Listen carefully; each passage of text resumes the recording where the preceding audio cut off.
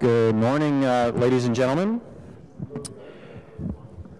Good morning, ladies and gentlemen. Bonjour à tous et tous. Each meeting, we take the time to recognize OC Transpo employees who demonstrate tremendous courage and compassion for residents of our city. This is an important tradition and one that I very much look forward to.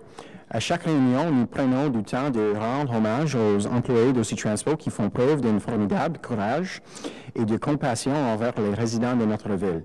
Il s'agit d'une tradition importante et d'une occasion que j'attends avec impatience. Today you'll be hearing stories from the months of March and April of this year. Excuse me. On the morning of March 9th, just after bus operator Larry had dropped passengers off at his first stop on Route 87, he noticed a man collapsed on the ground near the former Sears building. After safely securing his bus, Larry immediately ran over to see if the man was okay and quickly noticed he was turning blue. Knowing how grave the situation was, Larry ran back to his bus and called the Transit Operations Control Center, who then contacted paramedics.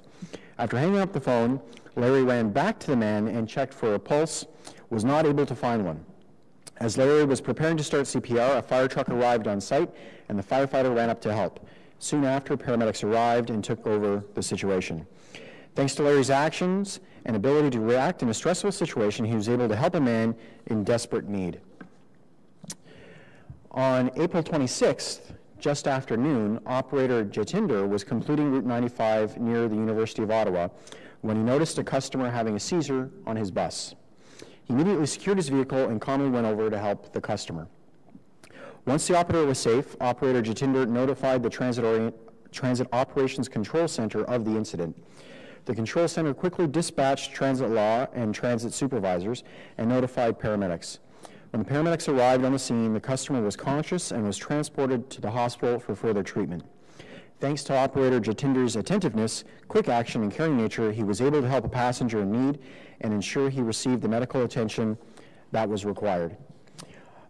Unfortunately, Jatinder is not able to join us today, but I'm very happy that Larry is here with his wife and his boss, who's going to make sure he gets a big promotion and the best routes in the city.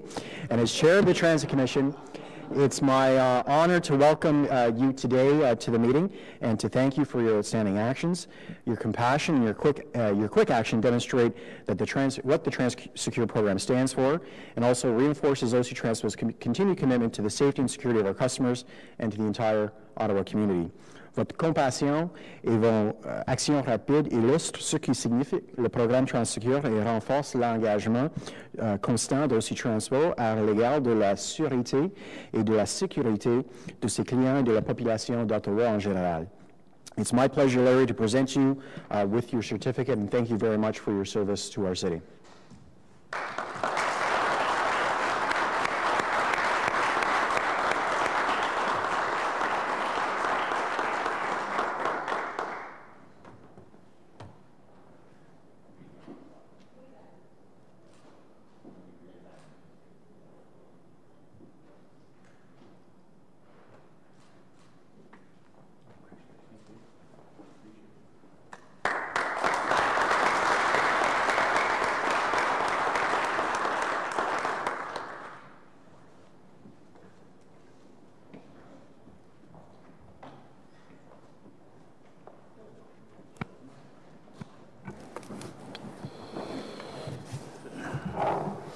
So good morning again, and welcome to Agenda 30 of the Transit Commission. We have, do I see any declarations of interest? Seeing none, we have confirmation of the minutes, minutes 29 for the 16th of May 2018, and confidential minutes 29-16 May 2018. Carried. Thank you very much. We have two communications, responses to inquiries. Item number 1 is the status update Transit Commission motions and inquiries for the period ending 13 June 2018, that the Transit Commission received this report for information. It's received? Received. Thank you very much. Item number 2 is the capital adjustments and closing of projects for the Transit Commission. Okay, we'll hold that very quickly. And item number 3 is the renewal of the OC Transpo Special Constable Program. My recommendation is that the Transit Commission receive this report for information. Just a couple questions. Couple of questions? Okay, so we will go back to item number 2. Councillor Cloutier, please. Merci, Monsieur le Président. Thank you, Chair. Just a couple of questions on some of the documents, clarifying. On document 1, in the second section, Transportation Services Department, the 8th item down, bus refurbishment and modifications 2011. My question is, what is the budgeted revenues? What was that 4.5 million? And there was, in the actual revenues and recoveries was different. It was 7.4. What caused that difference? I'll ask Finance just to comment on that, please. Thank you.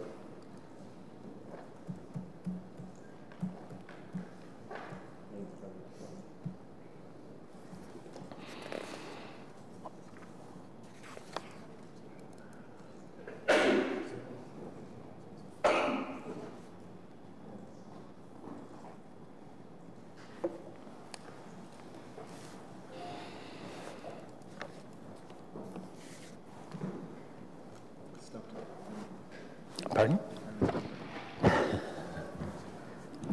So the first question, it was the revenues relate to the tax revenues that would fund. So there was a tax revenue. What do you mean a tax revenue? But that was budgeted to fund those, a portion of the funding for the bus refurb would come from tax. Was what? So the portion of the funding for those bus refurbs would have come from tax. Okay. But wasn't the tax reserves 2.9 million, as we see in the further column, as a source of funding, and it's going back to the tax reserves. I'm referring to the second column. Mm-hmm. There was a total authority of 19.5 million, and a net authority of 14.9 million. What would have been that revenue or recovery? I speculated it was warranty, but perhaps not. Okay, typically that's government revenues. It may be that we had applied some PTIF funding to that. I'll have to go back and look, but I can follow up and let you know exactly where those revenues are coming from. Thank you, Madam Deputy Treasurer. Yeah, just want to know, and that was in 2011. Just want to know what that source of revenue was. And my other question will be, what changed? What caused it to go from 4.5 to 7.4? Okay. On document 3, maybe this one will be easier. There's date changes. Were all these projects scheduled, and it's a council approval to remain open document, were all these projects scheduled to be finished in 2018? There's varying dates with them all, and so in keeping with the policy, when we need to extend past that, we come back and we provide you the updated dates. Okay. Some of these extensions are, as per the explanations, because of the change in the revenue service availability date. Will there be additional, and I see the authority and the unspent, will there be do we anticipate that there will be a change to the costs, and how will that be funded? No, we did a thorough review, and that's when we did the budget update to you last meeting, I believe. So if your question is there going to be a financial impact because of the adjustment to the revenue service availability date? No. What happens with some of these projects is there's a direct linkage to the revenue service date, so we had to stretch them out. So there's no increased cost. It's just that we needed the funds to go past the deadlines that were earlier prescribed. And that's what requires council approval. Correct. Any budget adjustments that we needed were done previously when we brought the Transit Commission budget adjustments to you, and there's no new net costs that on top of that. Okay. And my last question, and perhaps this is to the Deputy Treasurer, on document 5, the reserves continuity report, which we always appreciate, is this in Is this consistent with budget documents that we approved last November? Is there any big change in these reserves? It would be consistent. It would just be reflecting now the adjustments that we're making as part of this capital close. Okay, thank you. Thank you, Chair. Thank you very much, Councillor. Councillor Eglai, please. Thank you very much. My questions are related to the $900,000 for bus stops and shelters. Can you just, what page that's on? Oh, sorry. That's on, it's document number 1, capital projects recommended for closure, and it's on page 1, the very last entry. And it's more about, I see we spent $900,000. What does that buy? And the reason I raise this is because we're seeing right across the city an aging population. Demand for bus shelters in particular seems to be going up. So I'm just wondering how many shelters in a given year does $900,000 buy us? Mr. Chair, it varies according to site condition and what degree of work needs to be done there, but I would say that buys between, I'm just going to do the math here, between 30 and 50 a year. Okay, and with LRT coming on stream, which means that for a lot of our route, and going forward, a lot of our routes are not going to be traditional bus shelters or stops. They're going to be transit hubs and LRT stations. How is that going to impact on the dollars that we're spending on shelters? So you have a couple of things at the major, at all the transfer stations. You will see, just go out to Tunney's and Blair, you're seeing shelters everywhere, and they're the new design. We've upgraded a bunch also, and then you also gave us PTIF money. So wherever we have an opportunity to add shelters, we are. The struggle with the shelter costs, because I'm sure there's a bit of a sticker shock when Pat said those numbers, is you're retrofitting into existing environments. So if there's a swale, if there's a bike lane that needs to be adjusted, sidewalks, you know, we on the PTIF funding, we saw some very, very high costs on some of the semi-rural shelters that we have to do, and that's because we have to move drainage systems and things like that. So wherever we can, we'll seize funding opportunities to add shelters. And then I can assure you on all the transfer stations and so forth with LRT, we've loaded them up very, very well with transfer shelters that are the new style.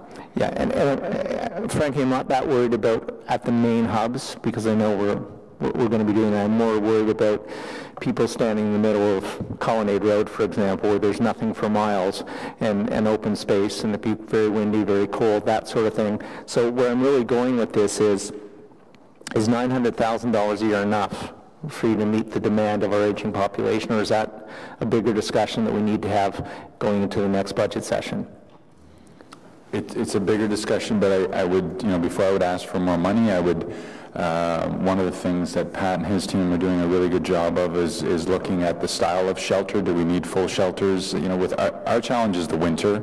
And so when you go to the southern climates, I often bring Pat pictures back of these semi-shelters, and he says that's fine if you're in Florida, but it's not going to work in Ottawa. They are doing some pretty innovative stuff at looking at bringing the cost of the shelters down.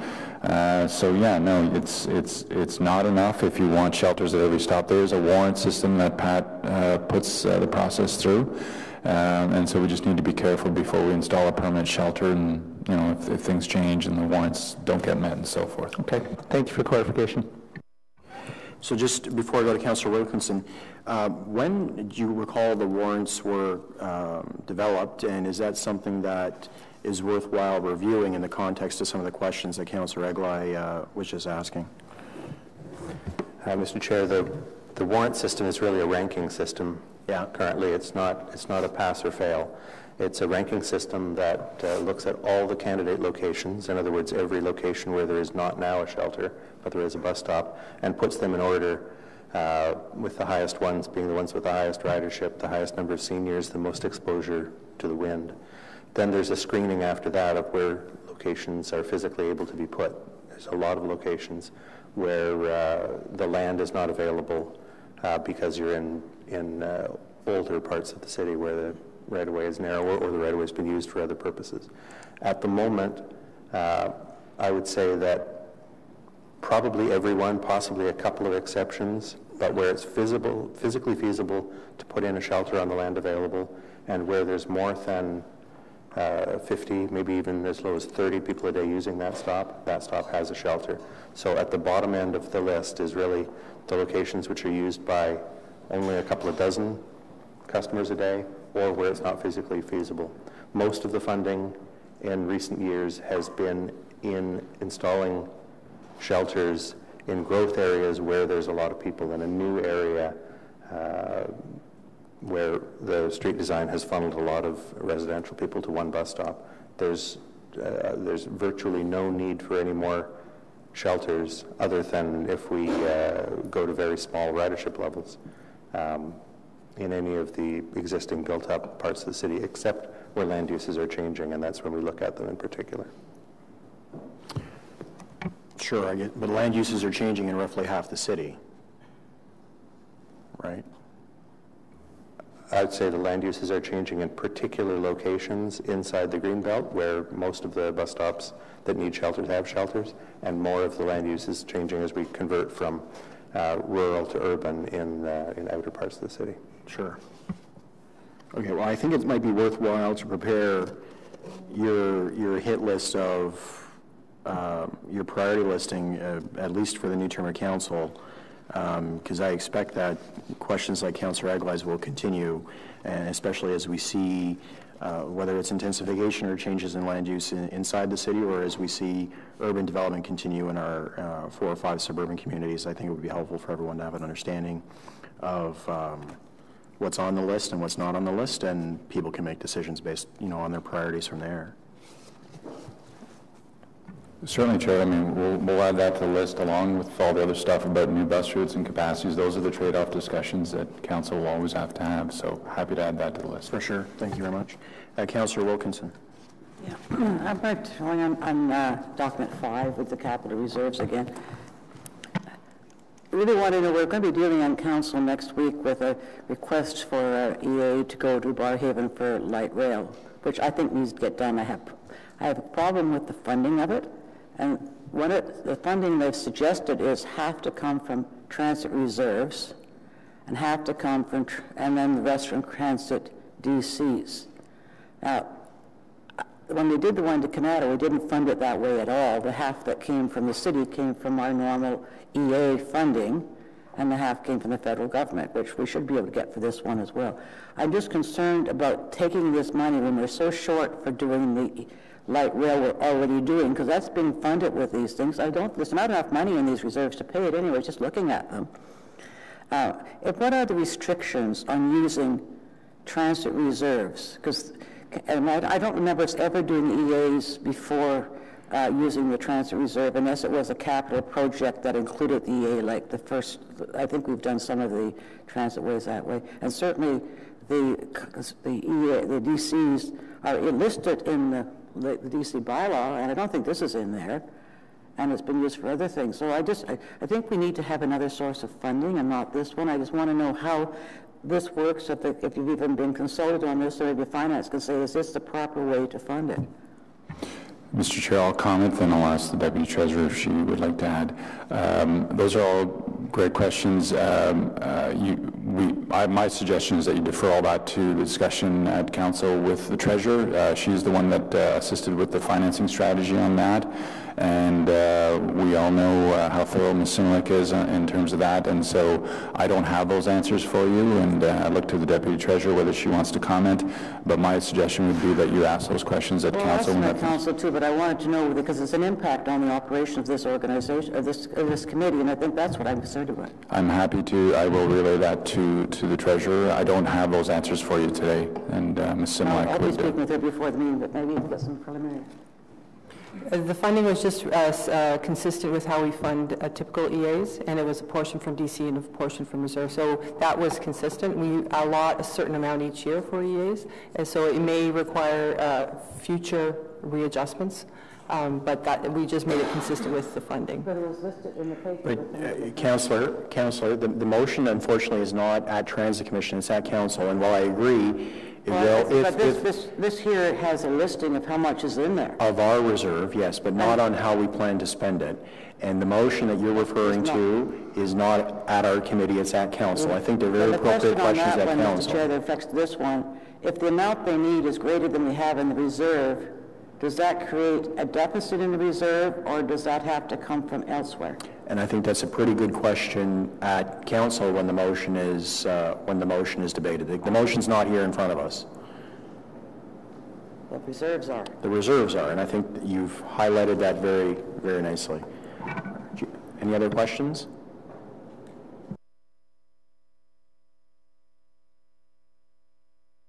Seeing no other questions, the recommendation is that the Transit Commission recommends Council, 1, authorize the closing of capital projects listed on document 1, approve the budget adjustments as detailed in document 2, permit those projects in document 3 that qualify for closure to remain open, and 4, approve the return to source or funding draw for the following funding balances and eliminate debt authority resulting from closing of projects and budget adjustments for A, tax-supported reserves, $369,000, B, development charges, a deficit of $2.3 million, and C, debt authority, $6.5 million. Is that carried? Carried. Thank you very much. Item number 3 is the renewal of the Special Constable Program. Is there anything you'd like to say about this before we go to questions, Mr. Marconi? We can go to questions, Okay. Mr. Chair. Councillor Nussbaum. Thank you, Chair, and thank you to staff for the report. I just had a question or two relating to, it's actually in document 1, which is the Ottawa Police Service Board report that went, I guess, to the board on 28th of May, or it was written on the 28th of May. Anyway, on page 4 and 5 of that document, you've got just some useful charts that show a little bit the trend in terms of how the Special Constable Program has responded to various calls. And I just thought it was interesting that certainly I don't know if you can call it a trend, but in 2017 you saw a significant reduction in calls for service, which I think is a good thing, although I'm curious what you think in terms of whether there are other factors at play. But then the percentage of those calls that are related to criminal code or possible criminal code offenses went way up. So the ratio of those calls to the overall calls is something in the range of 250%, which is just interesting to note. And I'm wondering if staff have some sort of explanation for that, if we can understand better why we think that trend is happening. Yes, Mr. Chair. I'll comment on the first piece, and then I'll ask Chief Babe to come up and he can explain the offense calls, criminal code offense calls. So the trend, it's not a trend. I think it's a good thing that in 2017 calls are down. Chief Babe and Mr. Charter have done a fantastic job of putting those officers out on the front line, so they're out of their vehicles and they're doing the walk and ride, bike and ride, and they're very, very active out in the system. And we believe that has had a very positive impact on how calls volume are being handled and so forth. With respect to the criminal code offenses, I'll ask Mr. Babe to speak to that. Good morning, Mr. Chair. To answer your question, in 2017 we went live with as a member of the Ontario Police Technology Information Cooperative. So we have a records management system through Optic, which is made up of 48 police agencies in the province of Ontario.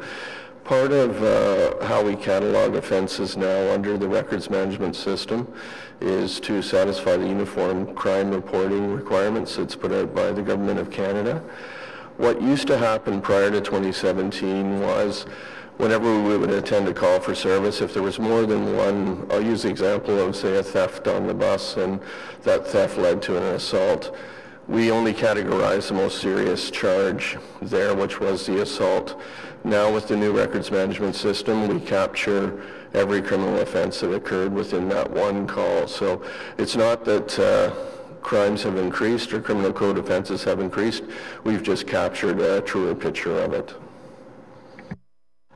Thank you. That's helpful to understand.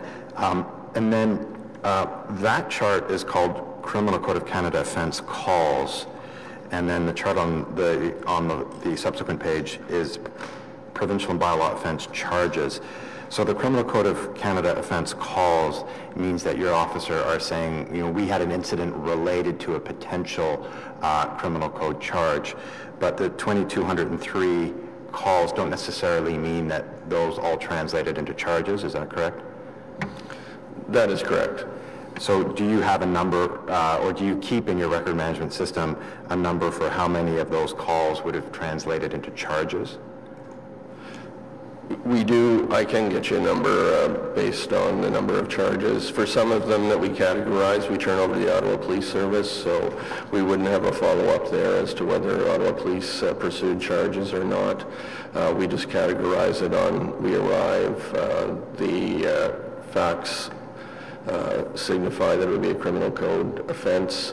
If a suspect is on location, we tend to make the arrest and the charge is laid, but we certainly can provide, Mr. Chair, we can provide a number of arrests and charges as well.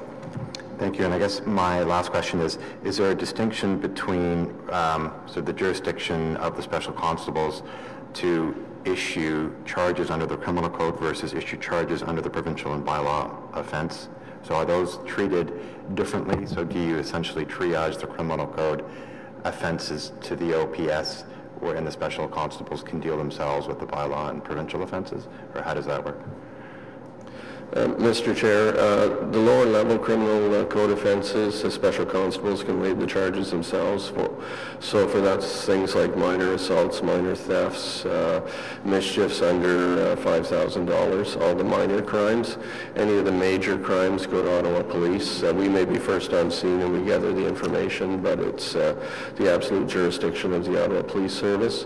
When it comes to provincial offenses and bylaw offenses, that's special constables would lay those charges, and those are charges like intoxicated in public, open alcohol, trespass to property, panhandling at a bus shelter under the Safe Streets Act, and then a myriad of bylaw offenses that may occur throughout the system. Thank you very much. Commissioner Crew. Thank you, Mr. Chair. And just following up on the kind of what the numbers mean with the chart on page 6, showing the provincial and bylaw offense charges, do the numbers there include bylaw charges in relation to fare enforcement? Yes, they do. It's all captured as a single picture for this report. And do you have an idea of what proportion of the charges that are shown there, particularly for the recent year, would in fact be fare enforcement charges as opposed to other bylaws or other provincial offenses? Mr. Chair, I don't have that information with me, and we can certainly provide it. Okay. Thank you, Mr. Chair. Thank you, Commissioner. Any other questions? Seeing none. The recommendation is that the Transit Commission receive this report for information. Is it received? Received. Thank you very much. There are no in-camera items. Are there any notices of motion for subsequent meetings? Any other inquiries? Other business? We have adjournment. Our next meeting is on the 19th of September. Have a wonderful and safe, relaxing summer.